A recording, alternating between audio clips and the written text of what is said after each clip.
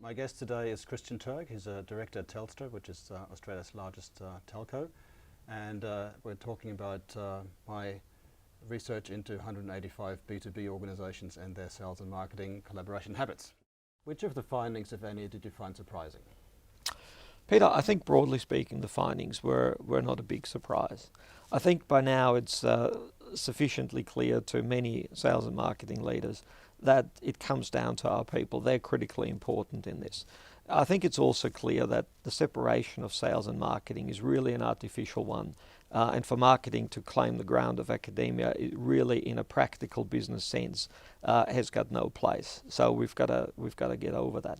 I think it also shows that there is ample opportunity to innovate by bringing sales and marketing together, to collaborate and even go beyond that, to integrate the skill sets, to create new pre-sales, sales and post-sales experiences for our customers.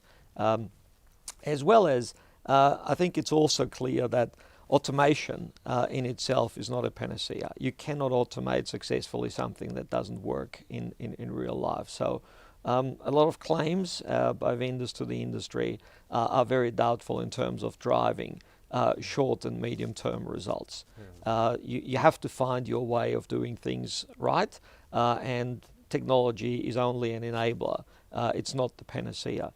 And I think lastly, I think the importance of alignment, the alignment around metrics, particularly if they're customer-focused metrics. And I'm not talking about sales and revenue, I'm talking about customer satisfaction metrics. That is critically important. Which of the findings did you find resonated with your personal experience? Look, I think shared objectives are critically important. My view would be that you really need to go beyond sales and revenue targets in terms of shared objectives. They are really table stakes. And I think it starts to become really powerful and interesting when you go to customer satisfaction targets. Why is that? In my experience, this is where you can start to innovate and improve your operating performance more holistically, not just your sales performance, but your operating performance, if you start focusing on the customer in this way.